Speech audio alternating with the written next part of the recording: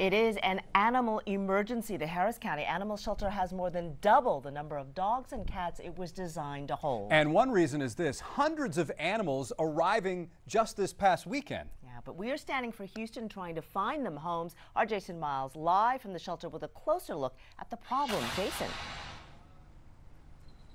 Hey there, guys. Look who's joined me. Smiley here is one of more than 400 dogs currently housed at the Harris County Animal Shelter. She was a surrender. The shelter took in more than 200 animals over the last weekend alone. Fortunately, during the day, we've gotten the word out, and some animals are finding forever homes. Cujo may be named for a Stephen King villain, but this St. Bernard couldn't be sweeter.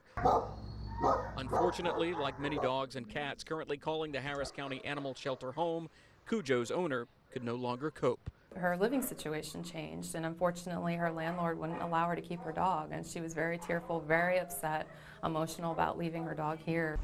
This shelter alone took in more than 200 animals over the Memorial Day weekend, the most of any other period so far this year, doubling the shelter's capacity in a matter of days. This building was constructed to comfortably accommodate about 150 to 200 animals. And you're now at 407. We're now at 407. The intake includes adult dogs and puppies to fully grown cats and cute little kittens. He was abandoned in our shelter parking lot yesterday. KHOU's coverage, social media pleas, and discounted adoption rates have already had an impact. Marcy Terzinski came in for one dog and ended up with these two. Come get them. There's a bunch here and they're so cute. Look at the cuteness. It's like love right here. Like just, oh goodness. Lots of love right here. The shelter hopes dozens of others, including Cujo, aren't left behind for long. Cujo was a really cool dog, so is Smiley. Smiley is 5 years old, enjoying the fresh air out here with us.